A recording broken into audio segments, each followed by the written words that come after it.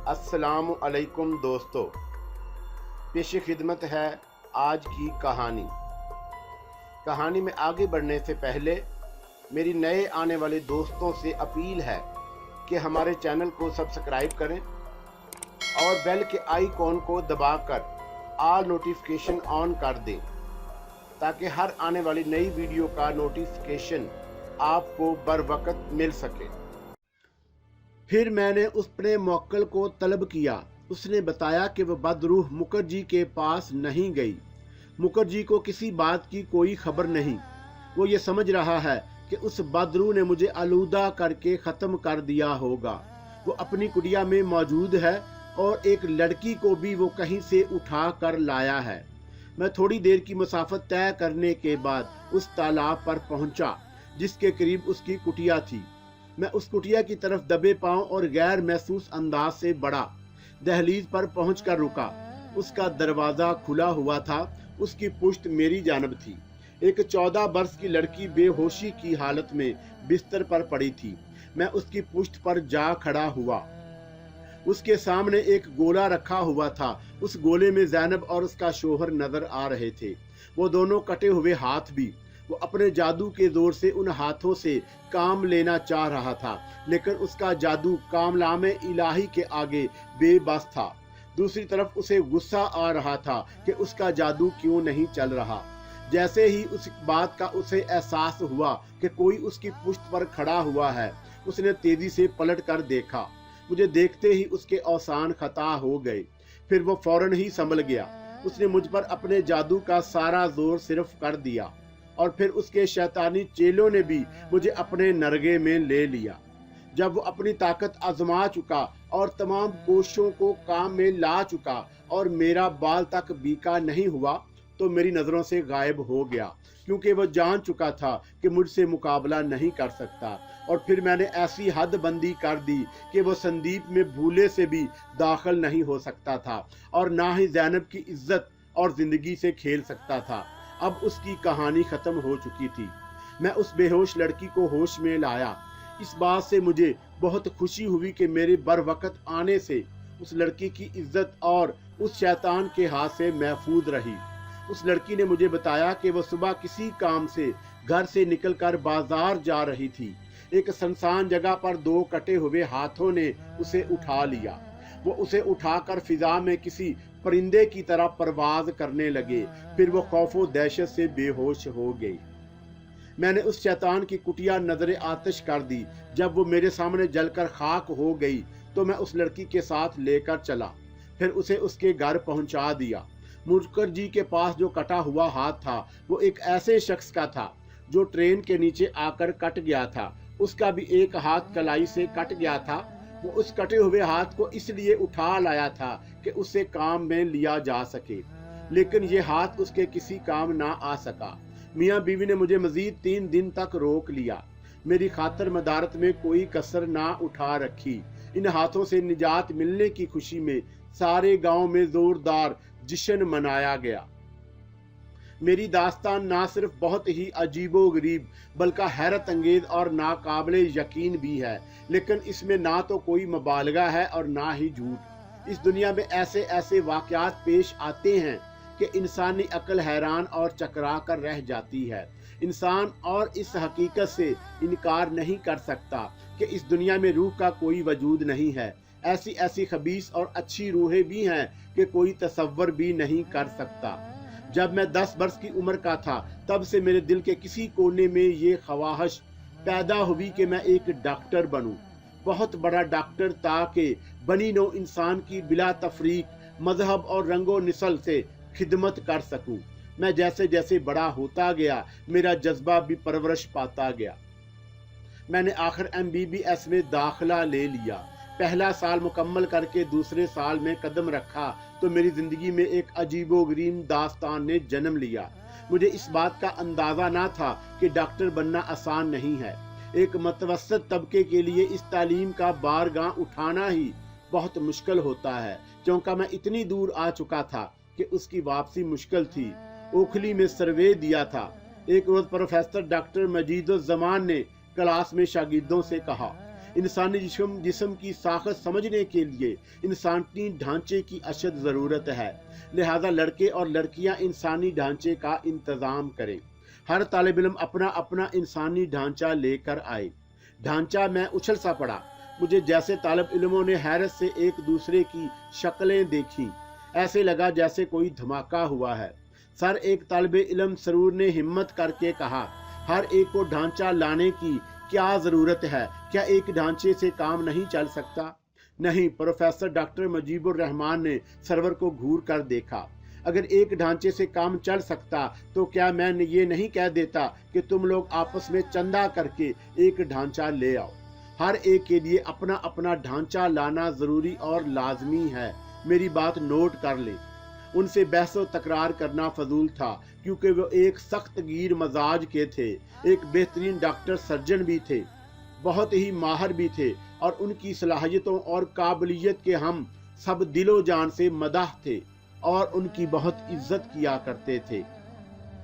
पहली बार ढांचा लाने का फरमान जारी हुआ। कुछ अंदाजा ना था कि एक पूरा इंसानी ढांचा कितने का आता है। फिर मैंने फाइनल ईयर के एक तालिब इल्म शकील से दरियाफ्त किया कि वो मेरा दोस्त भी था। यार शकील, एक मुकम्मल इंसानी ढांचा कितने में आएगा? 400 लेकर 1000 तक, उसने जवाब दिया। ज्यादा माल हो तो फिर उसकी कीमत कम हो जाती है, यानी 400 टका। उसकी जुबान से ढांचे की कीमत सुनकर बहुत परेशानी हुई, क्योंकि मुझे जैसे मुतवस्सित लड़के के लिए उसे खरीदना बहुत मुश्किल था। 400 की रकम मेरे लिए 4000 के बराबर थी। मेरे पास सिर्फ 100 टका था। इब्तदा में रकम का बंदोबस्त ना हो सका, क्योंकि हर सूरत में ढांचे का बंदोबस्त करना था। इसलिए मैंने रकम के हसूल के लिए बड़ी दौड़ धूप की।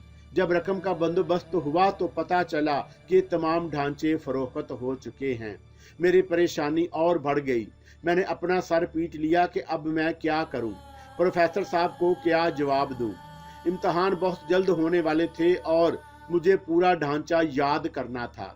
एक रोज प्रोफेसर साहब ने क्लास लेते हुए मुझसे और लड़कों से सवालात करने शुरू कर दिए। मैं और वो लड़के जो किसी वजह से ढांचा खरीद ना सके थे, उनके एक सवाल का जवाब ना दे सके और बगले झांकने लगे। फिर क्लास में बड़ी शर्मिंदगी हुई। प्रोफेसर साहब ने हमें डांट डपट भी की। थोड़ी देर बाद प्रोफेसर ने मुझसे दरियाफ्त किया, अरफान, तुमने अब तक ढांचा क्यों नहीं खरीदा? इसकी वजह बता सकते हो? सर, इसलिए मैं खरीद नहीं सका कि मेरे पास रकम नहीं थी। मैंने जवाब दिया, जब रकम का बंदोबस्त हुआ तो बाजार में ढांचे नहीं थे। अरे अरफान मियाँ, ढांचे का हसूल कौन सा मुश्किल काम है? वो शोख लहजे में बोले। किसी भी कब्रिस्तान में जाओ, गोरकिन के हाथ में 150 रुपए रख दो, किसी पुरानी कब्र से ढांचा निकलवा लो। वो ना हो तो खुद भी ये काम कर सकते हो। उनके इस जुमले पर लड़के हंसने लगे। मैं भी बुरी तरह झींप कर खामोशी से अपनी सीट पर बैठ गया। उस वक़्त तो बात आई गई हो गई, लेकिन जब मैं सोने के लिए बिस्तर पर दराज हुआ तो प्रोफेसर साहब की बात याद आई। मैं संजीदगी से उनकी बात के बारे में सोचने लगा। मैंने सोचा कि उनकी बात पर अमल करने में हर्ज क्या है, लेकिन दिल में एक खटक सी पैदा हुई, क्योंकि मजहबी एतबार से ये बात गलत थी। कब्र से ढांचा गौर कर निकाले या मैं, मैयत की बेहुरमती थी। इस हरकत को कोई पसंद नहीं कर सकता था। हम दोनों की शामत आ जाएगी। यूं भी बड़े बूढ़ों और मौलवी साहबान के नज़दीक ये गैर शरई फेल था। कब्रिस्तान और ढांचे के बारे में सोचते सोचते मेरा जहन एकदम से अपने गांव की लाल हवेली की जानब चला गया। हमारा गांव नूरपुर कहलाता था। इस लाल हवेली के बारे में ये कहानी ज़ुबान ज़िद आम थी कि अंग्रेज़ों के ज़माने में ये गांव और आसपास के जितने भी देहात थे, वो एक अंग्रेज़ कर्नल की मेम की जागीर में शामिल थे। उस कर्नल की मेम, जिसका नाम सोसन था, वो इस हवेली में रहती थी। फिर मालूम हुआ कि किसी बदरूह ने उस मेम का गला घोंट कर उसे हलाक कर दिया। लेकिन उसके बारे में एक और कहानी मशहूर थी। कर्नल की बीवी 25 वर्ष की बहुत ही हसीन लेकिन एक बदचलन औरत थी। उसका शोहर चूंकि बड़े बड़े शहरों के दौरे पर रहता था और इसलिए साथ नहीं ले जाता था कि वो एक अय्याश ओबाश और तंग नज़र था, औरत और शराब उसकी बहुत बड़ी कमजोरी थी। वो रंग नलियां मनाता रहता, महीनों अपनी बीवी की खबर ना लेता। उसकी जवान और खूबरू बीवी 2-1 बरस की मुद्दत तक उसकी जुदाई और जवानी की आग में जलती रही। फिर उसने अपने शोहर से इंतकाम लेने के लिए उसने भी बहती गंगा में हाथ धोना शुरू कर दिया। गांव के जवान खूबसूरत और तनूमंद लड़कों पर मेहरबान होने लगी। वो इस कदर फ्याज स्वाबत हुई कि जवान लड़के दीवाने हो गए। फिर उसे अपने शोहर की कोई परवाह और फिक्र ना रही। उसका शोहर एक रोज रात के वक्त अचानक वापस आया। उससे किसी ने उसकी बीवी की रंगललियों की मुखबरी कर दी थी। उस रात वो गांव के 18 वर्ष के लड़के के साथ बिस्तर में थी। कर्नल ख्वाबगाह में दाखिल हुआ। उसकी बीवी ने अपने शोहर से कहा कि वो उसके नक्शे कदम पर चल रही है, लिहाजा वो उसे तलाक दे दे ताकि वो अपने वतन वापस चली जाए। कर्नल उसे इस लड़के के साथ बिस्तर और गलाजत की दलदल में देखकर सख्त बरहम हुआ, इसलिए उसकी एक ना सुनी और शूट कर दिया। लड़का इस बात को बर्दाश्त ना कर सका। वो कर्नल पर झपटा और उसके हाथ से पिस्तौल छीनकर कर्नल को शूट कर दिया। फिर उसने कर्नल की बीवी की लाश के पास लेटकर खुदकुशी कर ली। उस रोज के बाद से लाल हवेली गैर आबाद रहने लगी और रफ्ता रफ्ता खंडर में तब्दील हो गई। फिर उसके मुतल्लक माफूकुल फितरत कहानियां मशहूर हुईं। वो बदरूहों का मस्कन बन गई। कुछ लोगों ने कहा कि चांदनी रातों में कर्नल और उसकी हसीन बीवी, उसके आशना की रूहें दिखाई देती हैं। दिन में उनकी आवाज़ें भी सुनाई देती हैं। यहाँ तक गांव के लोगों ने उस तरफ जाना भी छोड़ दिया। फिर उसकी कोई 3 बरसों के बाद एक अजीम इनकलाब आया। हिंदुस्तान की तकसीम हुई। बंगाल का एक हिस्सा मशरकी पाकिस्तान बन गया। उस आज़ादी ने बहुत बड़ी कीमत वसूल की। हिंदुओं को इसकी तकसीम एक आंख नहीं भाई। जगह जगह फसादात फूट पड़े। हिंदुओं ने मुसलमानों पर जो वहशियाना जुल्म बर्बरियत की, उन्हें इस सफाकी से लूटा और कत्लो गारत की कि चंगेज और हलाकू खान की रूहों को भी शर्म आ गई होगी। हमारे गांव में हिंदुओं की खासी तादाद थी। वो कारोबार जायदाद और हर चीज़ पर छाए हुए थे। दौलत और ज़मीनें भी उनके हाथ में थी। उन्होंने मुसलमानों को अपनी दौलत और अंग्रेज़ों ने अपने असर शौक से गुलाम बना लिया। अंग्रेज़ मुसलमानों से सख्त नफरत करते थे और हिंदुओं को भी बहुत पसंद करते थे, क्योंकि हिंदुओं के नज़दीक उनका धर्म दौलत था। वो दौलत के हसूल और अपने मफाद के लिए अपनी जवान बीवियों, बेटियों, बहनों और बहुओं को सेवा के बहाने पेश कर देते थे। फसादात में हिंदुओं को अंग्रेज़ों की सरपरस्ती हासिल थी। यूं तो गांव में अक्सरियत मुसलमानों ही की थी। गांव के मुसलमान नौजवान अखबारों में मुसलमानों के कत्ले आम की खबरें पढ़ते रहते थे। उनमें बेहद जोशो खरोश, वलवला और गुस्सा पैदा हो जाता। वो इसका इंतकाम गांव के हिंदुओं और अंग्रेज़ों से भी लेना चाहते थे, मगर हमारी समझदार वसीओ कल्ब और मुतअद्दिल बुजुर्गों ने उन्हें समझा बुझाकर रोका हुआ था। उसके बावजूद कसरत से हिंदू नकल मकानी कर रहे थे। अब तक उस गांव में एक भी हिंदू मुस्लिम फसाद का वाकया पेश नहीं आया। माहौल और फिजा बड़ी पुरसकून थी। लेकिन एक रात विश्वासनाथ नामी एक नौजवान ने, जो शराब के नशे में धुत था, उसने होशो खवास खोकर पुरअमन फिजा को तहवाला कर दिया। उसने 2 हिंदू लड़कियों को मुसलमान समझकर अगवा किया और सारी रात वो उसके 3 औबाश दोस्त उनकी इज्तिमाई बेहुरमती करते रहे।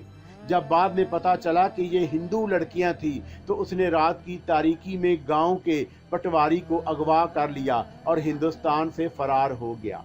सुबह को जब ये खबर गांव में फैली तो मुसलमान नौजवानों में हलचल मच गई।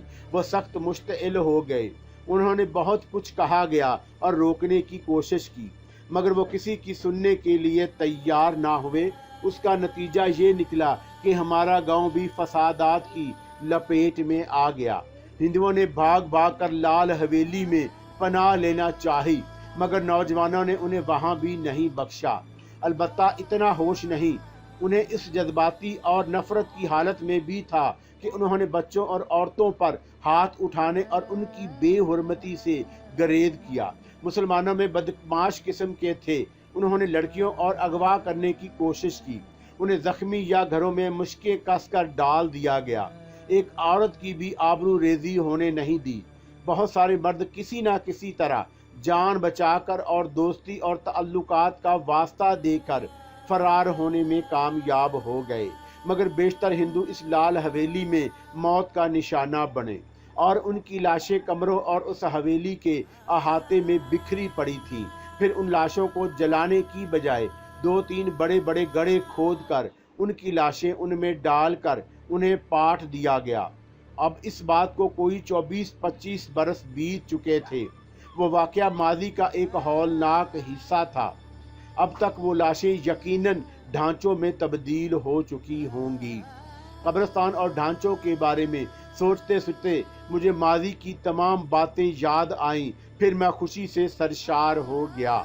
وہاں سے ڈھانچہ نکالا جا سکتا تھا، کوئی رکاوٹ نہیں تھی، اور پھر کسی ہندو کا ڈھانچہ نکالنے پر کسی کو کوئی اعتراض نہیں تھا، اور پھر لال حویلی کے پاس کوئی گزرتا بھی نہیں۔ وہ راستہ اور لال حویلی ویران اور سنسان پڑی تھی، سکون اور اطمینان سے ڈھانچہ نکالا جا سکتا تھا۔ پھر مجھے خیال آیا کہ اس لال حویلی کو بدروحوں نے اپنا مسکن بنا رکھا ہے۔ یہ بات گاؤں کے بہت سارے لوگ کہتے ہیں، خصوصاً جو ہندو تھے وہ بھی۔ بہت سارے ہندو خاندانوں کو مسلمانوں نے اپنی جان پر کھیل کر بھی بچایا تھا، وہ آج بھی یہاں آباد تھے۔ ان کا کہنا تھا کہ اس لال حویلی کے احاطے میں چونکہ ہندوؤں کو قتل کر کے دفن کر دیا گیا تھا، اس لیے ان کی بدروحوں نے اپنا مسکن بنا لیا ہے۔ ان کی بدروحیں انہیں نظر آتی رہتی ہیں۔ ان کی باتوں کا مجھے یقین نہیں تھا اور میں توہم پرست نہ تھا۔ اتفاق سے 10-12 دن کے بعد موسم سرما کی چھٹیاں ہونے والی تھیں۔ میرے لیے ایک سنہری موقع تھا۔ میرے لیے گاؤں جا کر اس مہم کو سر کرنے کا بہترین موقع تھا، اور پھر میں نے اپنے کسی ہم جماعت کو اعتماد میں نہیں لیا اور نہ ہی اس کی ضرورت تھی۔ میں خوشی کے مارے ساری رات سو نہیں سکا۔ جس روز چھٹیاں ہوئی اس روز میں گاؤں روانہ ہو گیا۔ میرے ہم جماعت دوستوں نے مجھے 2-1 دن رکنے کے لیے کہا تاکہ ہم پکنک مکانے کسی پرفضا جگہ پر جائیں، اور میں نے ان سے معذرت کر لی۔ میرے لیے پکنک منانے سے زیادہ اہم ڈھانچے کا حصول تھا، میرے پاس وقت بھی کم تھا۔ گاؤں پہنچ کر سب سے پہلے میں نے کس قدر دور سے لال حویلی کا جائزہ لیا۔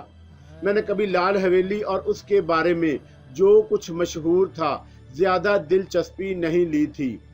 گاؤں میں بہت ساری کہانیاں روحوں کے بارے میں مشہور تھی۔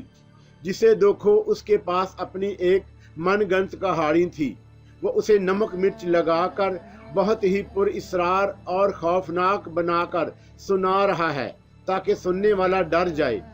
میرے دوستوں اور چچا کے گھر والوں نے لال حویلی کے بارے میں بات کرنے سے مشورہ دیا کہ میں اس کے قریب بھی نہ پھٹکوں، کیونکہ بدروحوں نے اس سال 2-1 جانیں بھی لے لی ہیں۔ دراصل کسی نے یہ بات اڑا دی تھی کہ اس حویلی میں ایک بہت بڑا خزانہ ہے، جس کی حفاظت کے لیے کرنل نے اپنی جوان اور خوبرو بیوی کو رکھ چھوڑا تھا۔ یہ شوشہ اتنے برسوں کے بعد کسی نے چھوڑا تھا، کیوں اور کس لیے اس کے متعلق کچھ معلوم نہ ہو سکا۔ گاؤں کے 3 بدمعاش خزانے کی لالچ میں لال حویلی گئے تو مردہ حالت میں پائے گئے۔ بدروحوں نے ان کی جانیں لے لی تھیں۔ ان کے جسم زخموں سے چور تھے، جیسے بدروحوں نے ان کا خون پی لیا ہو۔ پولیس کو ان کی شناخت مشکل ہو گئی، کیونکہ بدروحوں نے ان کی شکلیں مسخ کر دی تھیں اور آنکھیں بھی نکال لی تھیں۔ پولیس کو مقتولوں کی آنکھیں نہیں مل سکیں۔ اس لرزہ خیز واقعے نے گاؤں میں خوف و بہراس پھیلا دیا، لیکن میں نے اس واقعے کا زیادہ اثر نہیں لیا۔ تاہم بدروحوں کے بارے میں یہ واقعہ اور مافوق الفطرت کہانیاں سن کر میں بھی ایک دن حوصلہ ہار بیٹھا، لیکن میں نے اپنا حوصلہ اور ہمت جمع کی۔ मैं यहाँ पिकनिक मनाने नहीं आया था। मैं यहाँ क्यों और किस लिए आया हूँ ये बात किसी पर जाहिर करना नहीं चाहता था। मैंने एक दोस्तों को मजाक मजाक में टटोला ताकि लाल हवेली से ढांचा निकालने के लिए जा सकें। लाल हवेली और ढांचों के बारे में सुनते ही उनके चेहरों पर हवाइयां उड़ने लगीं। ऐसा कोई दिलेर और बाहिम्मत दोस्त नहीं मिला जो मेरा साथ दे सके। हर एक को अपनी जान प्यारी होती है। अब मुझे अकेले ही इस मुहिम को सर करना था, क्योंकि ढांचा ना ले जाने की सूरत में इम्तिहान में कामयाब नहीं हो सकता था। गड्ढा खोदने के लिए कुदाल, फावड़ा और खुरपी की जरूरत थी। ये चीजें मेरे चचा के यहाँ मौजूद थी। मैंने ये चीजें रात के वक्त घर वालों की नजरें बचाकर लाल हवेली से कदरे फासले पर ले जाकर रख दी। चूंकि वहां से कोई गुजरता नहीं था, इसलिए उस सामान का चोरी होने का भी खदशा नहीं था। मैंने शिकार के बहाने चचा की 2 नाली बंदूक और 6 अदद कारतूस भी ले लिए। फिर मैं दिन के 11 बजे शिकार के बहाने घर से निकला तो चचा ने मुझे सख्ती से ताकीद की कि मैं लाल हवेली की तरफ बिल्कुल भी ना जाऊं, मैं शिकार से जल्द लौट आऊं। गो के बगैर किसी दुश्वारी के रास्ता तय करके लाल हवेली जा पहुंचा। किसी ने मुझे उस जानब जाते हुए नहीं देखा, वरना वह मुझे जरूर टोकता। यूं तो मेरा दिल अंदर ही अंदर घबरा रहा था, लेकिन मुझे बार बार अपने दिल की हिम्मत बंधाना पड़ी।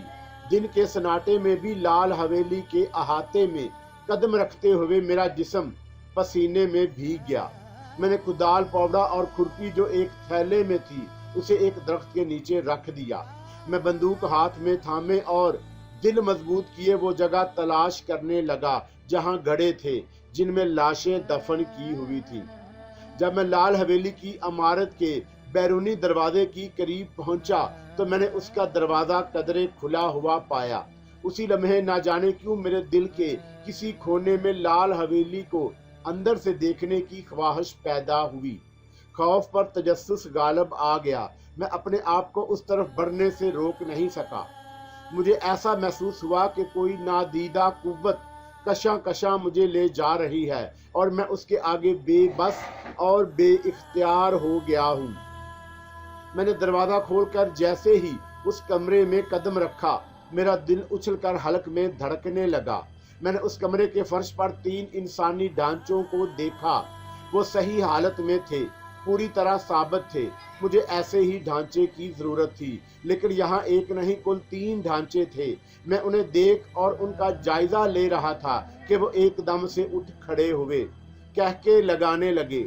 उनके कहकों से कमरा गूंजने लगा। इन तीनों ढांचों के कदो कामत और दिशामत एक जैसी ना थी, उनमें बड़ा फर्क था। मैं उन्हें कहका लगाते और उनमें जिंदगी देखकर दहशत ज़दा सा हो गया। एक सर्द लहर मेरी रीढ़ की हड्डी में किसी खंजर की नोक की तरह उतर गई। मैं अपनी जगह दम बखुद सा था और मेरी आंखें फैल गईं। मुझ में इतनी सकत भी नहीं रही कि अपनी जगह से हरकत कर सकूं।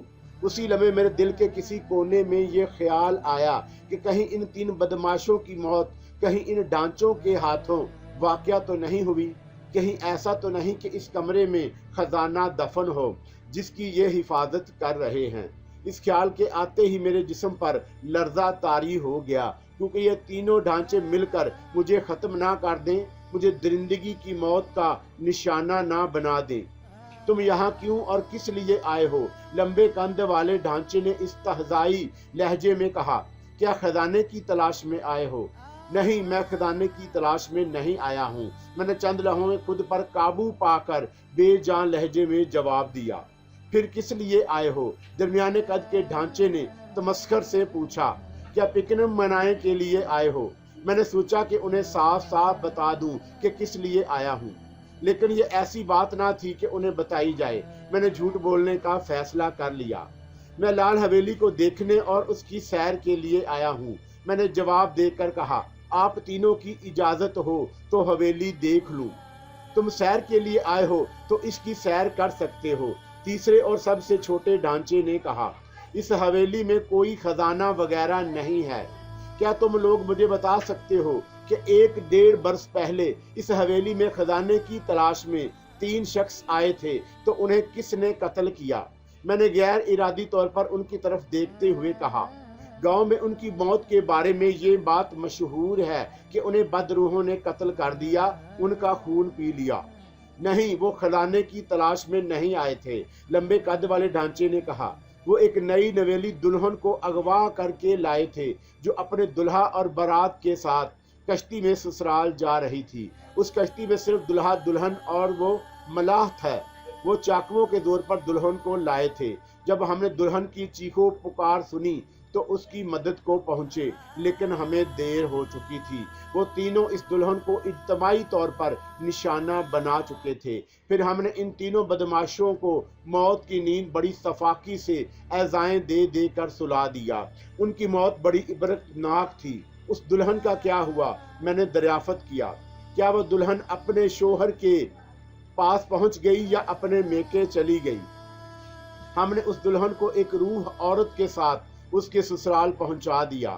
وہی ڈھانچہ بتانے لگا کہ اس دلہن کو یہ بات سمجھا دی تھی کہ وہ اپنے شوہر یا کسی سے بھی اپنے لٹنے کی کہانی نہ سنائے۔ ان سے یہ کہے کہ اس عورت نے اور اس کے شوہر اور دیواروں نے ان بدماشوں کے ہاتھوں سے اس کی عزت اور جان بچا لی، ان درندوں کو قتل کر دیا۔ اس کے شوہر اور سسرال والے اس بات پر یقین کر لیا۔ آپ نے بہت ہی نیک اور قابل تعریف کام کیا ہے، میں نے تعریفی لہجے میں کہا۔ آپ تینوں کتنے اچھے ڈھانچے ہیں، لیکن یہ بتائیں کہ آپ لوگ دنیا میں کیا تھے؟ مرنے کے بعد ابھی تک ڈھانچوں کی شکل میں کیوں اور کس لیے ہیں؟ ہم تینوں اس لال حویلی میں پہرے دار تھے، درمیانے قد والا ڈھانچہ کہنے لگا۔ کرنل کی بیوی بہت حسین تھی، جتنی حسین تھی اس کا دل بھی اتنا خوبصورت تھا، لیکن اس کا شوہر کرنل اچھا آدمی نہیں تھا۔ کرنل کی بیوی نوجوان تھی، غریبوں کی بڑی ہمدرد تھی، وہ ان کی ہر طرح سے مدد کرتی رہتی۔ اس نے شوہر کی سیاہ کاریاں بہت برداشت کی۔ جب پانی حد سے گزر گیا تو وہ بھی غلط راستے پر چل پڑی۔ ہوا یہ کہ جب کرنل کی بیوی سوسن نے اس سے کہا کہ تمہیں یہ بات زیب نہیں دیتی کہ شادی شدہ شخص ہوتے ہوئے بھی غیر عورتوں کے ساتھ دادے عیش کرو، پھر کرنل نے 2-1 مرتبہ اپنی بیوی کے سامنے غیر عورتوں کے ساتھ رنگ رلیاں منائیں۔ کرنل یہ بات بھول گیا کہ عورت جب انتقام لینے پر آتی ہے تو اس کا انتقام بہت ہی بھیانک ہوتا ہے۔ کرنل جب کلکتہ چلا گیا تو اس روز رات کو اس نے مجھے اپنی خوابگاہ میں طلب کیا۔ میں نے اس سے کہا کہ آپ شوہر کی امانت میں خیانت نہ کریں، آپ ایک عظیم عورت ہیں۔ سوسن نے کہا کہ میں عظیم نہیں بلکہ دنیا کی سب سے بد نصیب عورت ہوں۔ اس نے میری محبت، اعصار اور شرافت کا کوئی خیال نہیں کیا۔ جب وہ لڑکیوں کے ساتھ وقت گزار سکتا ہے تو کیا میں بھی ایسا نہیں کر سکتی؟ میرے لیے مردوں کی کیا کمی ہے؟ میرے اندر کیا کمی ہے؟ کیا میں حسین نہیں ہوں؟ نوجوان نہیں ہوں؟ میرے جسم کے کیا پرش باب اور بے پناہ گداز نہیں ہے؟ خواہشات اور احساسات نہیں ہیں؟ میرے دل میں جذبات اور آرام بھرے ہوئے ہیں۔ میرے اندر کس بات کی کمی ہے جو وہ مجھے چھونا نہیں سمجھتا، مجھ سے پیار نہیں کرتا؟ کیا میں کوئی کوڑ زدہ ہوں؟ کیا میرے وجود سے تعفن اٹھتا ہے؟ پھر اس نے میرے اور میرے ان دونوں ساتھیوں کے ساتھ راتیں گزاریں اور جوان لڑکوں کے ساتھ بھی، لیکن وہ ہم تینوں کو بہت چاہتی تھی۔ کرنل نے اس رات مجھے اور سوسن کو قتل کیا۔ کرنل کے آدمیوں نے میرے ان دونوں ساتھیوں کو بھی شوٹ کر دیا۔ انہیں پتا چل گیا کہ یہ دونوں بھی سوسن سے بہت قریب ہیں۔ میرے دوستوں نے ہماری اور سوسن کی لاشیں اس لال حویلی کے عقب میں دفن کر دی۔ کوئی 3 برس قبل 2 ڈاکوؤں نے اس قبر کو کھودا تھا، اس خیال سے کہ اس میں خزانہ دفن ہے۔ پھر ہم چاروں قبر سے نکل آئے۔ میں نے اس کی کہانی بڑے غور، توجہ اور دھیان سے سنی۔ میں نے اس سے پوچھا کیا سوسن بھی اس حویلی میں موجود ہے؟ ہاں، سب سے چھوٹے ڈھانچے نے سر ہلایا، لیکن وہ ہماری طرح ہر کسی کے سامنے نہیں آتی۔ اچھا، اب تم جاؤ، اس حویلی کی سیر کرو۔ میں تم سے ایک اور بات کہنا چاہتا ہوں، لمبے قد والے ڈھانچے نے کہا۔ یہ لال حویلی روحوں کا مسکن ہے، اس میں بہت سارے اسرار ہیں، لیکن کوئی بھی بدروح ہو، چاہے وہ عورت کی ہو یا مرد کی، تمہیں کوئی نقصان نہیں پہنچائے گی۔ اس پوری لال حویلی پر ہم تینوں کی حکومت ہے، ساری روحیں ہماری تابع ہیں۔ तुम्हें अपनी बंदूक की जरूरत किसी भी लम्हे महसूस नहीं होगी। वो तीनों ढांचे एकदम से मेरी नजरों से गायब हो गए। मुझे ये सब कुछ किसी ख्वाब की तरह लगा। ये ढांचा मुझसे जिस तरह से पेश आए उसका यकीन नहीं आया। मुझे नहीं मालूम था कि ये मुझे किसी गड्ढे से ढांचा निकालने देंगे या नहीं। मुझे अफसोस और पछतावा हुआ कि मैंने इन ढांचों से एक ढांचा निकालने की इजाजत क्यों नहीं ली। शायद वो इजाजत दे देते। मैंने वापस जाने और उस इमारत से बाहर निकलने का कसद किया। मैं नहीं चाहता था कि इस लाल हवेली को देखूं। मुझे देखकर करना भी क्या था। और फिर ढांचों ने बताया था कि ये हवेली रूहों का मस्कन है, यहाँ तागूती कुव्वतें हैं। मेरे लिए उन ढांचों का जिंदा आदमियों की तरह बातें करना इंतहाई हैरत अंगेज और सनसीखेज भी था। ये बदरूहें थी, इसलिए भी उन्होंने मुझसे इतनी सारी बातें की थी। जब मैंने वापसी के लिए मुड़ना चाहा तो मैंने फिर महसूस किया कि एक इंसानी ताकत मुझे अंदर के एक कमरे की तरफ गैर महसूस अंदाज से धकेल रही है। मेरे कदम बेइख्तियार उसकी जानब बढ़ते गए। चंद लम्हों के बाद मेरे कदम आप एक कमरे के दरवाजे के सामने पहुंचकर रुक गए। वहां 2 कमरे और थे जिनके दरवाजे बंद थे। उन कमरों के अंदर से मुझे पुरस्रार किस्म की आवाजें सुनाई दी। उनके अल्फाज साफ और वाज़े ना था। दिल में एक ख्याल आया कि कहीं बदरूहें आपस में बातें तो नहीं कर रही। मेरे हाथों ने इस कमरे के दरवाजे को अंदर की तरफ आहिस्तगी से धकेला। दरवाजा इस कदर खुल गया कि एक आदमी आसानी से अंदर जा सके। फिर मैं उस कमरे में दाखिल हो गया। मेरे अंदर घुसते ही दरवाजा आप बंद हो गया। यह कमरा बहुत बड़ा और कुशादा था। इस कमरे में एक कोने में बहुत बड़ी मुसहरी थी, एक मेज, 2 अदद कुर्सियां और एक लकड़ी की मुनकिश चटाई भी थी। मेरी निगाह एक बहुत बड़ी मेज पर पड़ी जिस पर एक बहुत खूबसूरत मूर्ति भी थी। ये मूर्ति बहुत ही खूबसूरत थी और जानदार सी लग रही थी। उसका चेहरा धमक रहा था। उसके होंठों पर एक दिल आवीज मुस्कुराहट रक्सा थी। उसकी खूबसूरत आंखें चमक रही थी। वो मुझे दीदा नजरों से देख रही थी। उसकी मुस्कुराहट और गहरी होने लगी। मैं तुम्हें खुश आमदीद कहता हूँ दोस्त। मूर्ति के होंठों ने हरकत की और एक मर्दाना आवाज कमरे में गूंजी।